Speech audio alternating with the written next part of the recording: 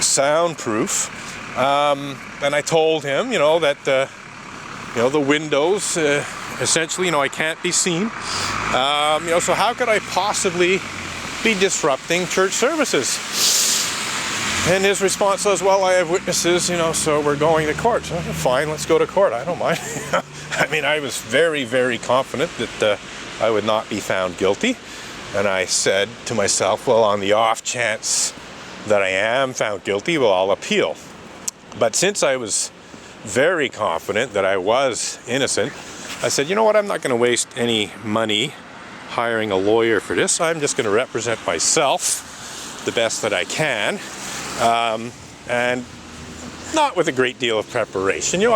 I was actually provided the jurisprudence by the prosecutor when it was decided that it was going to court. He did actually, at one point, he tried to offer me an out-of-court deal, which basically I would have had to agree to end my protest for a year, basically sign a peace order, and I refused. I said, no, as far as I'm concerned, everything I'm doing is legal, and I'm not signing a peace order, just on the basis of what I consider to be a bogus criminal accusation. So I refused to sign that.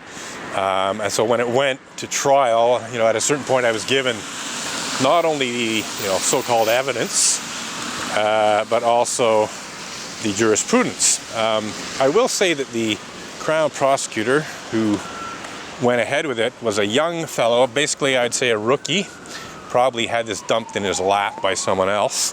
And I will say that he actually behaved quite honorably throughout the trial. He treated me as if I was a lawyer because I was representing myself. So I have no complaint against the Crown prosecutor other than he never should have gone to court at all.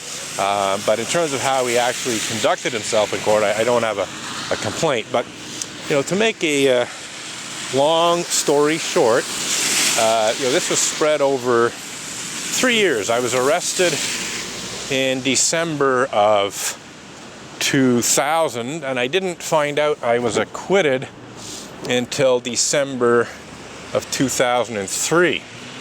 Now, that being said, I was actually acquitted earlier, but I didn't know that because I hadn't been informed. I was actually acquitted in, I believe, April of 2003, because when the prosecutor was unable to prove a single one of the 4 or 5 points of law that he needed to prove beyond a reasonable doubt to obtain a conviction, he did the honorable thing and essentially said to the judge, well, look, I haven't been able to prove, any of the points of law that I need to prove to obtain a conviction. So I would like to invite Mr. Edgar to make a motion of non-suit. Now, making a motion of non-suit is essentially making a motion at the end of the prosecution phase of a trial saying, look, you haven't proved your case, and so the trial should end here. Well, I didn't want to do that, actually. I wanted to show just how full of shit the leaders and members of the Unitarian Church of Montreal were in falsely accusing me of breaking 176.3. So I made it clear to the judge, well, no, actually, I would like to present a defense, even though I don't have to. Even though I'm pretty well already proven innocent, I'd nonetheless want to present a defense. And the judge actually agreed to that. And so a date was set in December of 2003, I can't remember the exact date, to begin the defense phase of the trial. And that was done in April. What I didn't know was that a few days after that, the Crown prosecutor reapproached the judge and made a motion for an acquittal, and that motion was granted, which basically prevented me from presenting my defense that I wanted to present. So that was it. I was acquitted. There was no opportunity to essentially show what liars and frauds the church's prosecution witnesses were, and so on, and to show how the Unitarian Church of Montreal leadership had misused Section 176.3 of the Criminal Code in an effort to prevent me from exercising my... I'm sorry, I can't hear. Le métro? Le métro, c'est par là. Métro, par là. Wait.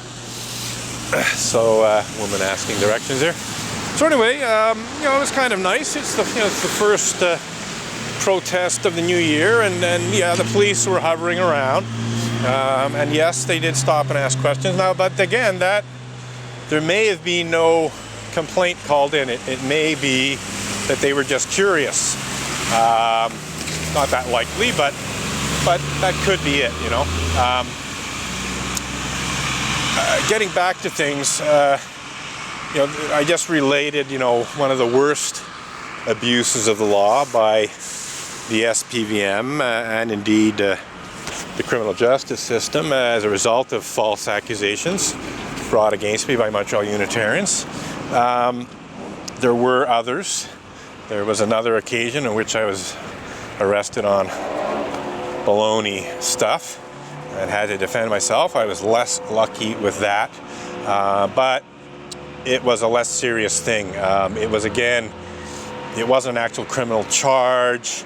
Reverend Diane Rollert, in her efforts to force an end to my protest, pretended to be deathly afraid of me and threatened by me, even though I'd done nothing to threaten her.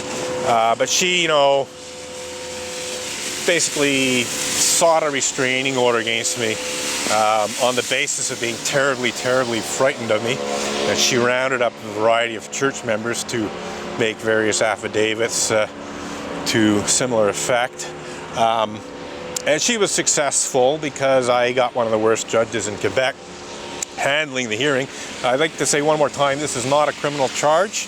The level of proof required to obtain a restraining order is considerably lower than a criminal conviction. In fact, it seems that all that really has to happen is someone has to claim to be afraid of you. It's supposed to be on reasonable grounds, and this is how I try to defend myself, by showing that Reverend Diane Rollert had no reasonable grounds to be frightened of me, none whatsoever. But the judge in question, who I don't mind saying was Roland Matt, who's notorious for her incompetence and prejudice and so on, and in fact is no longer a Quebec court judge. I think as a result of finally, enough people showed, that she just wasn't really cut out for the job. But in any case, I had Roland Matt. She prevented me from cross-examining Reverend Diane Rollert in a way that would have shown that Reverend Rollert had no reasonable grounds to be frightened, and in fact had lied.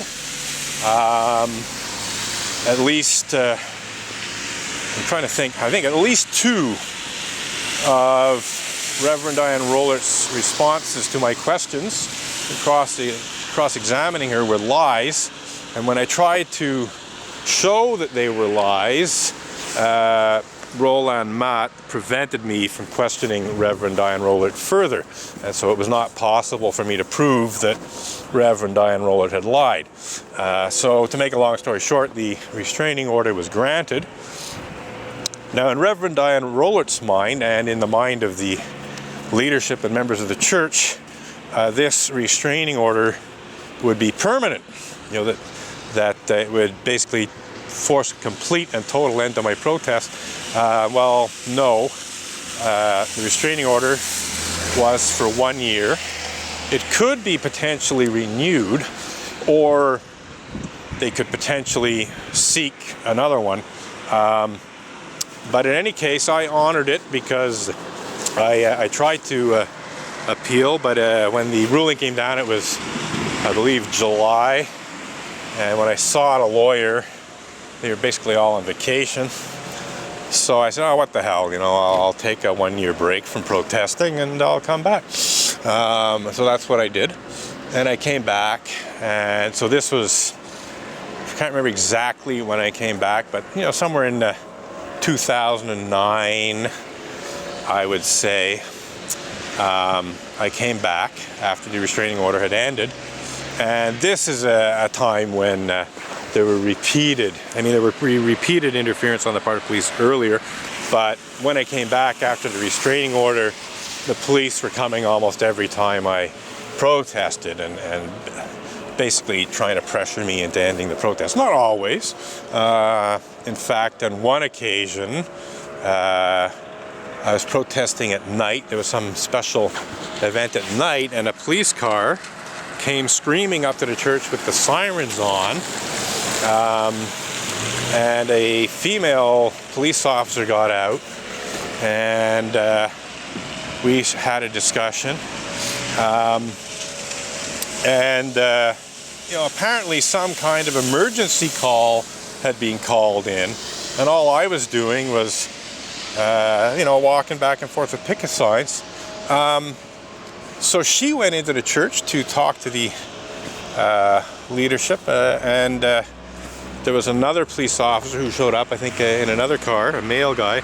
He was trying to pressure me into ending the protest, but this woman went in and she spoke to the leadership, and when she came out, she was very angry, and she basically, in French, said, c'est des niaiseries. In other words, it's bullshit, it's just ridiculousness. And she was right, of course. So she at least recognized that she had been screwed over by Montreal Unitarians, and she was not happy about it.